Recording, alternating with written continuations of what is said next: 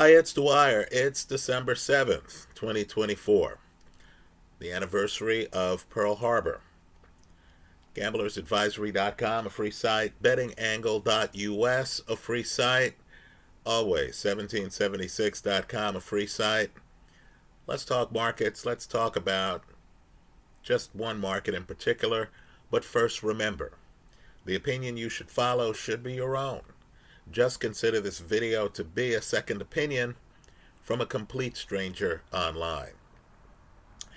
Now, we are being strangled right now by economic illiteracy,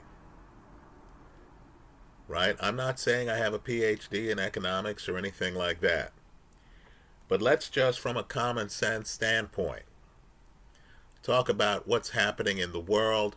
As you hear this, maybe it might sync with your own personal experience as either a business owner or as a customer using some of the services I'm going to talk about.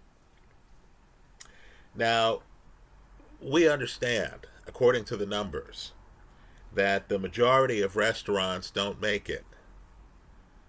Right? Just understand, the National Restaurant Association estimates that 30% of restaurants don't stay open for 3 years. Right? In other words, that new restaurant, the one that you're excited about, the one where you walked in and they had great looking furniture, a modern looking stove, young hip people who, look fashionable and current, tech all over the place, on your table, a way to order. That restaurant, just understand, it has a 30% chance of failing in the first 3 years.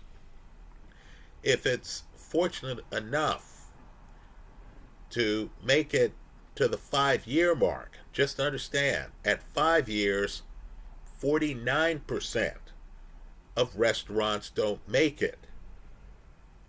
So all of this talk about, the wealthy and the poor, and, you see the restaurant owner and you're thinking of him as successful. Folks, his restaurant just opened. We won't know if he's successful for several years. That restaurant owner likely has creditors, likely has investors. Just understand, if things go according to the norm, in 5 years, his restaurant has a 51%, right? 100 minus 49%, a 51% chance of still being in business. Well, you've heard Rich Dad, Robert Kiyosaki, here online. He's magnificent. He has a series of videos talk about McDonald's as really being a real estate business. Now, what does that mean? That means that you're an investor. You open up a McDonald's. You own the real estate. Right? Just understand, the business itself might not make that much money. All it really has to do is to make more than the 10-year bond. Right? If it doesn't, then you'd be better off investing in a 10-year government bond, wouldn't you? Why am I incurring all the risk of running a restaurant if I can just make the income as a passive bond investor? So you're hoping your restaurant just, makes enough. It doesn't have to print money. It just has to make enough money to justify its existence. And of course, you're helping the community. You're employing people. They have jobs. Your real game is hoping that the underlying real estate appreciates in value. Right? If that commercial real estate is appreciating in value and you're able to finance your restaurant debt from restaurant operations, then you're making a great profit. Not only that, you're making a real estate profit.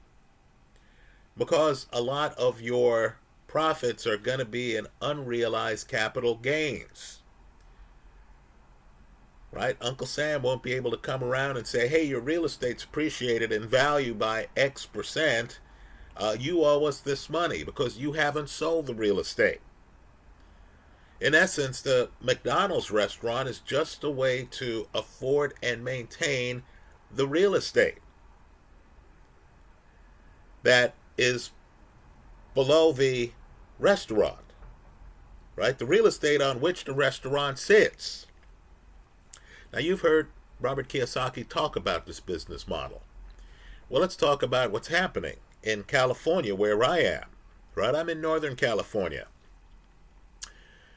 Understand, my beautiful state, and I love California, right? I'm not one of these people hating California, just parts of the politics. This beautiful state stepped in and decided that they were going to mandate whatever the cost structure, however the entrepreneur had it set up, whether or not the business is making money. Well-meaning politicians, right? And folks, those are some of the most dangerous people in the world. You're seeing that right now in England, which is losing civil liberties. People are getting arrested for free speech, right? And we're supposed to believe that it's the progressives who are in power over there. Just understand what's happening here. Whether your restaurant is making money or not, the state has stepped in and said, you've got to pay every worker a minimum of $20 an hour. Right? So gone are the days of hiring college students. Right? Gone are the days of this being an entry-level job where the understanding was, hey, let me get on my feet, then let me go find a real job someplace. Right? You know, that's not trying to sell value meals. Right? Gone are the days of nod and a wink here, hiring that undocumented worker. Who's a great employee, who you don't have to pay that much. It's a win-win because they're making more money than they did in the country they came from. And you have a great employee who's delivering profits for you. Right, folks? Those days are behind us, right? Apparently, those days weren't in our best interest, according to these well-meaning politicians, right? The days when you went into McDonald's and you were a college student, only you were on the consumer side, and you were living off McDonald's because the breakfasts were dirt cheap. You could actually, get a chicken sandwich, a fillet of fish, or a burger, dirt cheap. Those days were supposed to be bad for us, right? We're supposed to believe in this living wage era, whatever that is, right? That political construct. So just understand, government comes in and they raise your cost structure. It's not voluntary. No one's talking to you.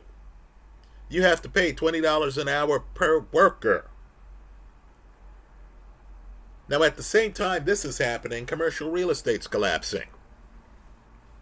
So you're in the game hoping to have a restaurant fund your real estate, right? And then you're hoping to get the depreciation allowance and all the great things that come with real estate ownership. But that's not what's happening these days. Right?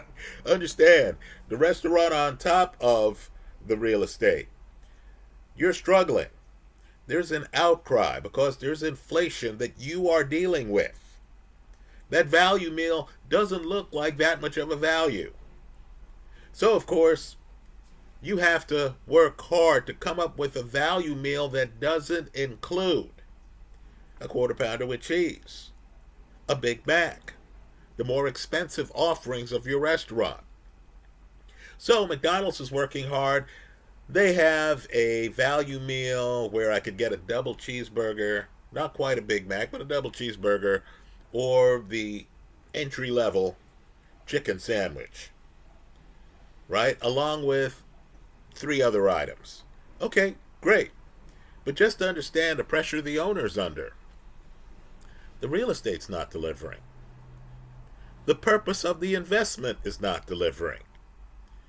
right? If the real estate is collapsing underneath the restaurant, you're getting squeezed.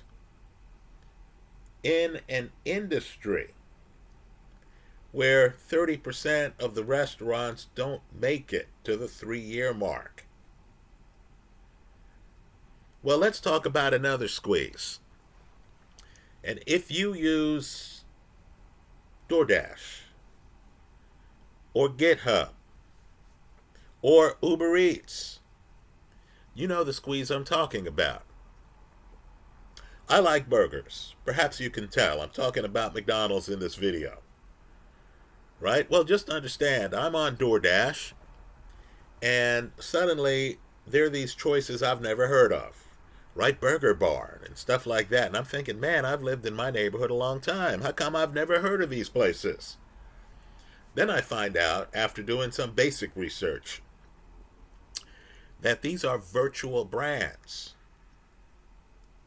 In other words, the restaurant doesn't actually exist. Some of these brands are operating out of a nearby Denny's. Right? These are sub-brands. I saw an interesting burger. I like Buffalo Wild Wings. I saw a burger. I thought, man, that burger called Wild Burger, right? That burger looks just like the Buffalo Wild Wings burger I'm accustomed to. Well, it was a virtual brand operating out of the nearby Buffalo Wild Wings. So just to understand what's happening right now, McDonald's has never faced this level of competition. Right? You have virtual brands. You can't go there, you can't sit down, you can't eat at the location because the location does not exist. But if you order on the DoorDash app or GitHub or Uber Eats, right, we're app agnostic for purposes of this video. Some Uber delivery driver knows where to go. They'll pick up the burger for you and they'll deliver it to your house. So folks, I just want everyone here to understand how squeezed the restaurant sector is right now. Right? They can no longer hire lower price workers, undocumented workers, teenagers who are willing to work for, a real minimum wage, not some inflated, living wage. Right? You can't hire those workers anymore. You have to pay $20 an hour. The real estate underneath you is failing. Right? Just Google commercial real estate, Bay Area. Look at the numbers. The real estate under you is failing. Right? Understand, we're talking about inflation. Right? People like Paul Tudor Jones are talking about how we can't avoid ongoing, continuing, perhaps rising inflation. Right? You saw the jobs report, over 200,000 jobs. Folks, the economy still has some energy. That's going to lead to rising prices. Understand, for you to get that real estate mortgage, for you to get that business loan, you're going to have to pay a higher interest rate. And of course, you're facing competition at a time when you have to pay your workers, the one interfacing with customers at your McDonald's, $20 an hour. You have increased competition from virtual restaurants that don't have those workers. Right? So let me tell you how this ends. People don't argue with these well-meaning politicians. What happens instead is the market simply closes down restaurants. Right? Some entrepreneur is looking at the numbers and says, man, with this mandated cost structure and with the reality of my commercial real estate underneath the building having problems, and with this increased competition from these apps, which are growing and growing and growing, that's really the future, folks. Right? You can picture a world where people are spending their days in robo-taxis, not even driving, just going around town delivering things. right? Given all that increased competition, my business, which has been here for 5 years, is no longer viable. So, like 49% of restaurants at the 5 year mark, I'm not going to be able to make it to a sixth year, right? So, what's really hurting the country right now is the gap between the well meaning political narrative, right? And that well meaning narrative includes mass deportations of undocumented workers. Folks, you understand that these undocumented workers were being hired by businesses for a reason, don't you? Right? Business owners aren't sitting there thinking, you know what, I have a need to support immigrants. No, they're thinking in terms of their bottom line. How much money am I making off the transaction? Folks, you're taking that money off the table. You're going to have mass deportations. You're going to have tariffs all over the place. So I'm going to be in a store. I'm going to see brands, including some foreign brands. And I'm going to say, man, I've heard great things about BYD Chinese EVs. Then I'm going to get to the dealership and the price is going to be more than American cars, even though internationally BYD has a cost advantage. The prices are going to be so distorted that I won't even be able to tell the best values. Right? Could you imagine going into a burger place and all the burgers are for $12 a burger? Right? And then, of course, I go someplace else and the burgers are for $8 a burger, and I don't know that the $12 place has been slapped with a 100% tariff. Isn't that what Trump is threatening to hit BRIC nations with? A 100% tariff. I don't even know the low-cost provider. I can't even be a price-sensitive consumer because some well-meaning tariff levying politician has taken away my ability to actually be price sensitive and to buy from the low-cost producer. Folks, you're going to have less low-cost producers out there, aren't you?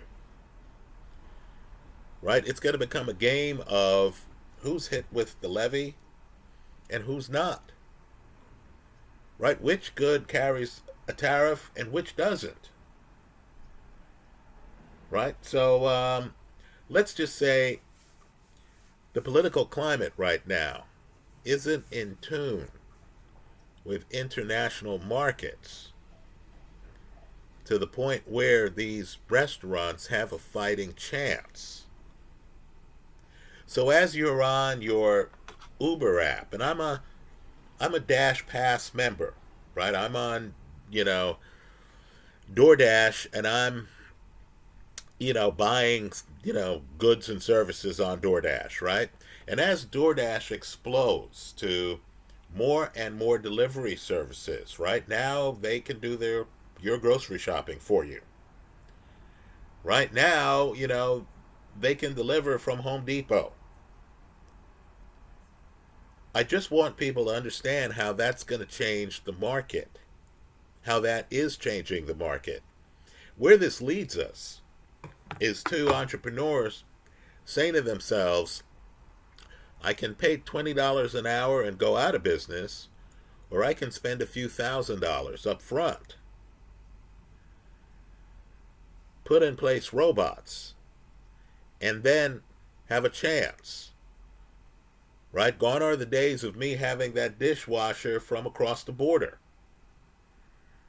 Right now, I need to have machines doing all the dishwashing. I need to have perhaps not environmentally friendly plastic forks and knives because I can't hire a dishwasher. Right? I need to be on DoorDash myself because I can't support the in-store infrastructure needed to have a vibrant in-store atmosphere that supports my brand. Those are my thoughts. If you're looking for investment ideas, folks, consider DoorDash. Consider Uber Eats, right? Uber has folded its, you know, transportation company into also running errands for you and delivering from stores, right? Not just food stores either. So, those are exploding. Just understand, though, that the local merchants, including some McDonald's that have been open for longer than 5 years, are facing very strong market headwinds that their government is not helping them with. Worse yet, the government is causing a lot of the headwinds. Right? You're going to pay workers $20 an hour whether you like it or not, and that's base. Right? That's base. You can imagine you're going to have some workers working for you for 2 years who want more money than the minimum. And of course, when the minimum's 20, that's going to stretch your wallet. Those are my thoughts. Let me hear yours in the comment section of this YouTube video. Thanks for stopping by.